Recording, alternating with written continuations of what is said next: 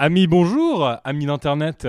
Aujourd'hui, je suis content. Je suis content déjà parce que c'est la reprise du point G. Il y a eu une petite coupure, un petit temps mort qui a fait du bien peut-être. Guillaume nous est revenu et ça, c'est peut-être même le plus beau cadeau. Bonjour Guillaume. Bonjour Gaspard, mais tu sais mon cher Gaspard, il me paraît normal aujourd'hui de te demander comment ça va. Parce que comment ça va, ça fait 10 jours. Ça fait 10 jours qu'on ne s'est pas vu. Ça fait 10 jours qu'on ne s'est pas C'est parlé. absolument dingue. Pour celui qui est appelé par mon équipe de Flickers mon petit copain. Parce que c'est... Ah oui, je t'ai peut-être jamais dit. C'est comme ça qu'il t'appelle dans mon équipe. Parce que je suis tout le temps avec toi. Parce qu'on est tout le temps ensemble. Ma rédac chef, Héloïse particulièrement, on lui fait un petit big up. Et moi je trouve ça beau, tu te rends compte. Et pendant 10 jours, on a juste eu un gros problème Gaspard. On a laissé nos auditeurs sans podcast. Sans podcast, sans finalement bon moyen pour pouvoir se rassasier en actualité. Oh, il y en a toujours un ou deux, mais... Il manquait un média, il manquait le point G. Il manquait le point G. Le point G, ce petit vent de fraîcheur qui vous permet d'aller à l'école le matin sans vous ennuyer, tout en ayant eu ce condensé de news dans la tête que vous pourrez ressortir allègrement à vos petits camarades de classe. J'ai envie de vous souhaiter la bienvenue pour un nouvel épisode. Et bienvenue dans le point G. 1, 2, 3, 4. Ah, le point G. Que le point G. Le punto G. On va parler du point G ce matin, on en entend beaucoup parler. On sait jamais trop ce que ça veut dire. Alors, G. G. Guillaume Bénèche. Guillaume Bénèche. Gaspard G. Avec Gaspard G. Vous écoutez le point G. C'est de la poudre de perlimpinpin.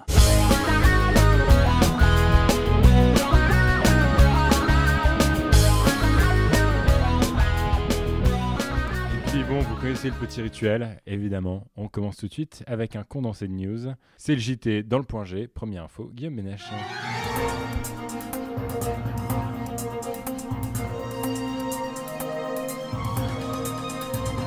Mesdames et messieurs, bonjour. Et aujourd'hui dans l'actualité, nous sommes le lundi 15 octobre à l'heure où je vous parle. Et cela fait 2 semaines que Gérard Collomb, ancien ministre de l'Intérieur, a démissionné. Et depuis 2 semaines, on attend un remaniement du gouvernement. C'est pire qu'un résultat de Secret Story, c'est-à-dire vraiment ça n'arrive pas. Ça n'arrive pas, c'est incroyable. Tous les jours, on nous l'annonce.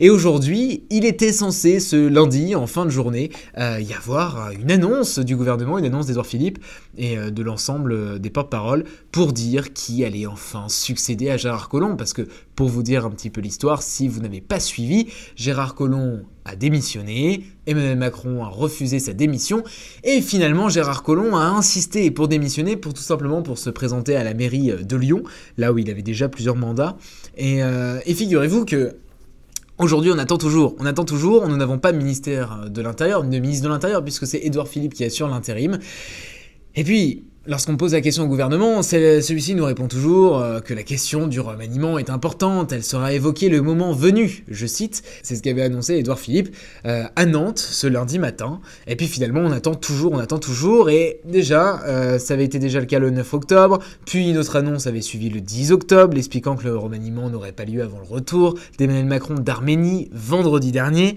et puis la troisième annonce de report a donc eu lieu ce matin, et puis bien sûr, vous pouvez bien l'imaginer, il y a toute l'opposition qui en prend part.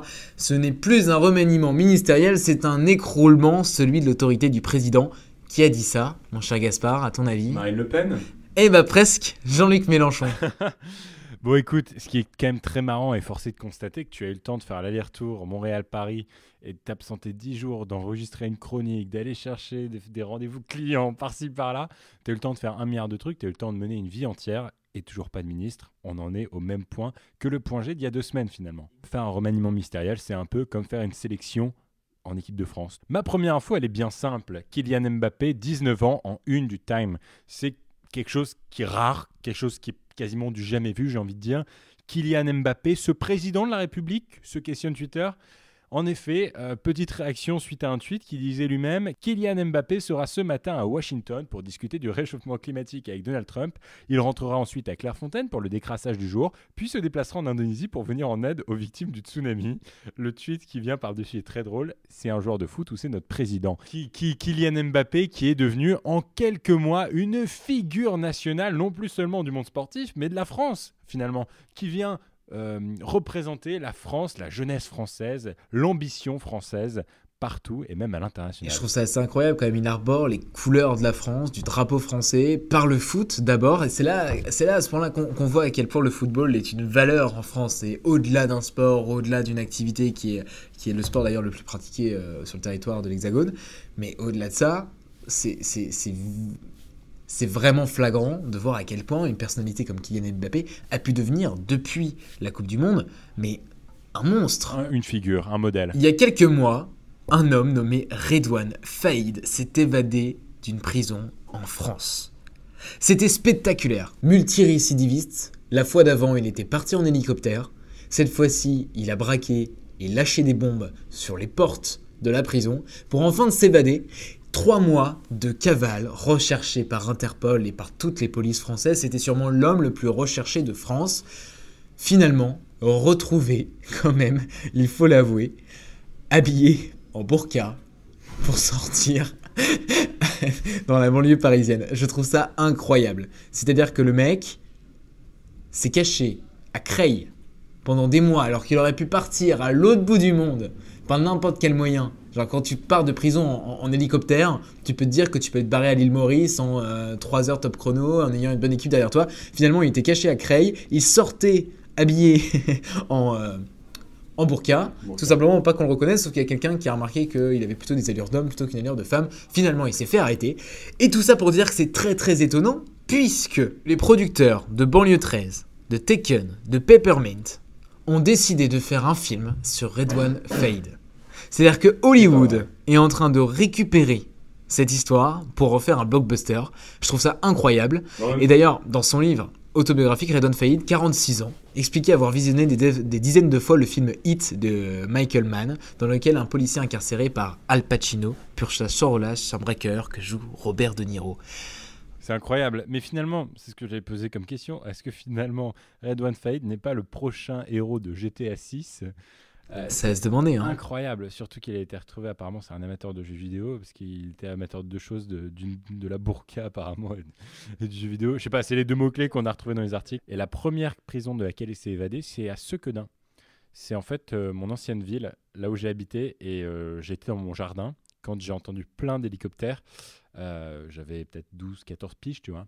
Quand j'ai entendu plein d'hélicoptères, des hélicoptères passer au-dessus des grands champs, parce que j'habitais à la campagne, et rechercher Redouane Faïd à l'époque. Et aujourd'hui, c'est une star nationale. Et Redouane Faïd, donc une star bientôt connue à Los Angeles. En parlant de Los Angeles, merci de ce petit lancement, mon petit Guigui. Ma deuxième info, elle est assez cool, elle est assez technologique, elle est futuriste. C'est l'équipe de Uber.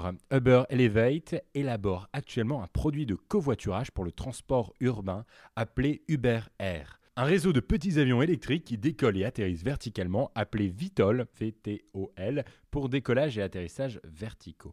Ça va permettre quoi? Ça va permettre un transport plus rapide, plus fiable entre les banlieues et les villes.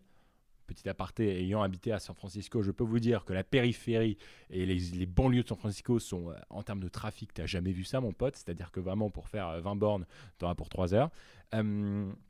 Entre donc les banlieues et les villes, et en fin de compte, peut-être même à l'intérieur des villes, en fait, c'est quoi? C'est des espèces de petites capsules, de petits vaisseaux qui volent, futuristes, un espèce d'hélicoptère, un peu une machine à propulsion du futur. Alors, moi, j'ai vu le site, ça m'a paru absolument, comme je le disais, futuriste, un truc qui n'est pas possible, délirant. Et en fait, non, à partir de 2023, les clients Uber pourront appuyer sur un bouton et obtenir un vol à la demande auprès d'Uber Air. Et j'annonce même qu'à partir de 2020, Los Angeles, Dallas et encore une troisième ville internationale qui sera encore à déterminer seront des villes test.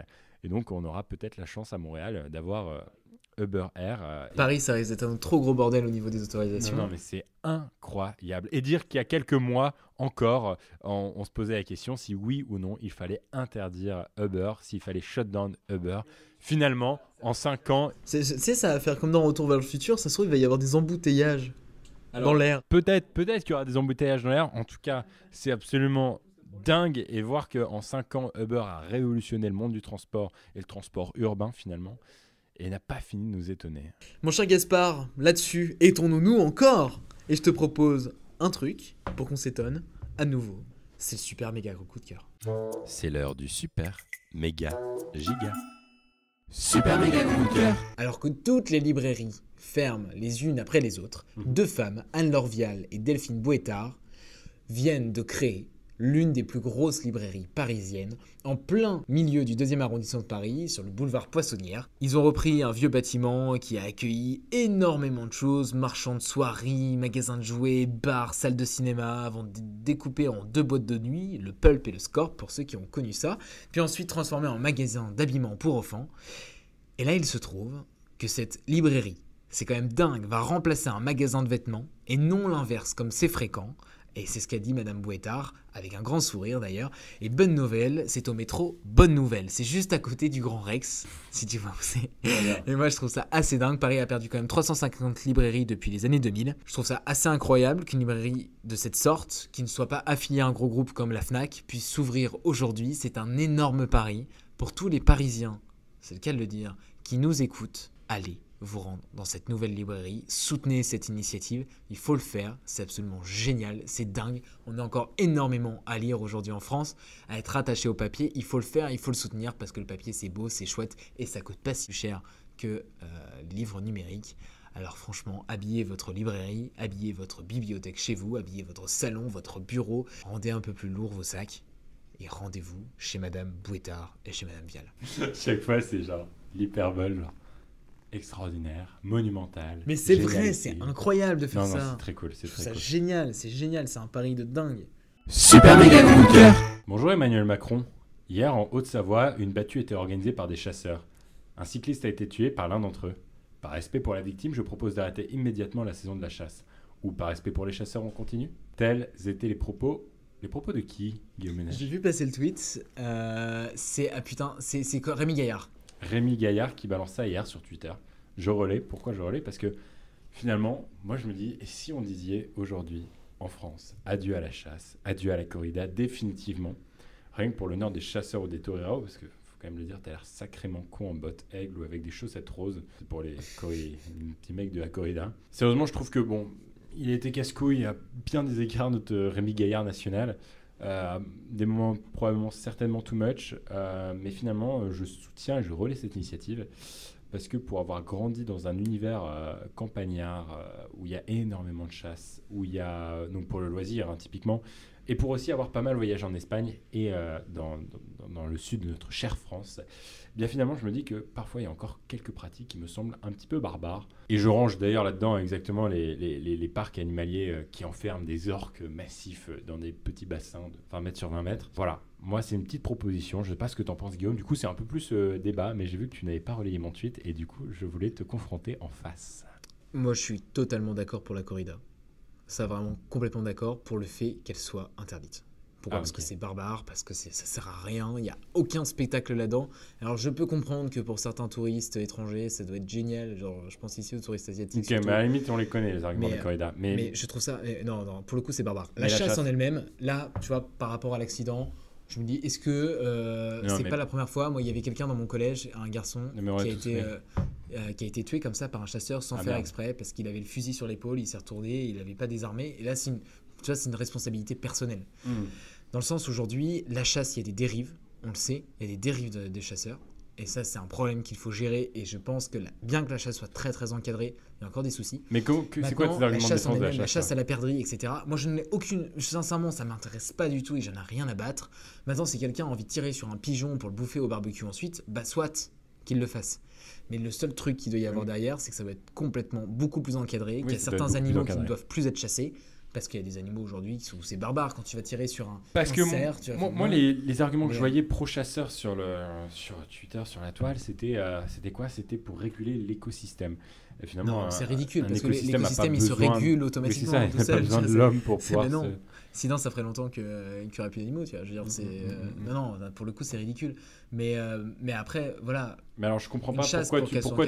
Bah oui, mais parce que à la limite, les mecs qui veulent bouffer leur sanglier et qu'ils le chassent eux-mêmes, pourquoi pas, tu vois, il y a encore... Il y a certains lieux où, en revanche, la chasse sert à réguler certaines choses. Je sais qu'il y a certains territoires, certains départements en France, certains endroits où on autorise justement, parce qu'il y a une surpopulation d'animaux qui finalement peuvent déboucher sur d'autres problématiques. J'espère que le président verra ce tweet, Ouais. qui se posera la question sur certaines choses. Je pense que le débat de la corrida, ça fait des années qu'on l'a en France. Ça a été relancé encore il y a quelques semaines par le massacre d'un mec qui a massacré un taureau. C'était horrible. Je sais pas si t'as vu passer la vidéo sur Twitter. Si, C'était rapidement. horrible. Mais en tout cas, après, Macron n'a pas été non plus, n'est pas le pro sur l'écologie et la question écologique. Non, et puis d'ailleurs sur les chasseurs, Ok. il a fait passer quelques trucs qui étaient très très avantageux pour les chasseurs. Donc je pense qu'il y a aussi une volonté vachement populiste là-dessus et pour toucher l'électorat des chasseurs qui est quand même massif en France puisqu'on est un pays de chasse. En tout cas, on encourage, je pense pouvoir parler pour nous deux, les initiatives de youtubeurs, de gens du web qui s'engagent dans une cause. Super méga coup de cœur. Et c'est déjà la fin de cet épisode, mon Guillaume. Et oui, c'est déjà fini. Écoutez, On Vous a savez décidé ce de le que- raccourcir. Je me tu permets peux arrêter de me couper dès que je... Mais putain, c'était mon coup de cœur. Bordel de merde. Le mec il prend la parole sur la moitié de mon coup de cœur. Simplement, on a décidé de le raccourcir un petit peu. Suite à plein de questionnements qu'on a eu avec Guillaume.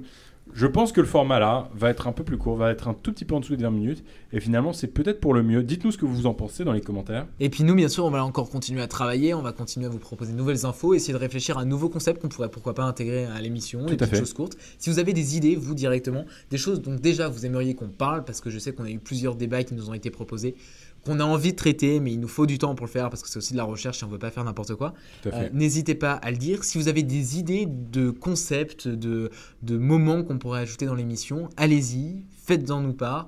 Et nous, on va pouvoir le travailler et essayer de voir avec vous. Pourquoi pas imaginez que vous y participiez. On peut faire plein de choses. De toute manière, c'est assez libre. Et puis surtout, vous n'oubliez pas de faire une chose obligatoire maintenant. Non seulement de liker, de partager, mais aussi de mettre tout simplement 5 étoiles sur iTunes Et on vous dit à la semaine prochaine. pour un nouvel épisode du Point G.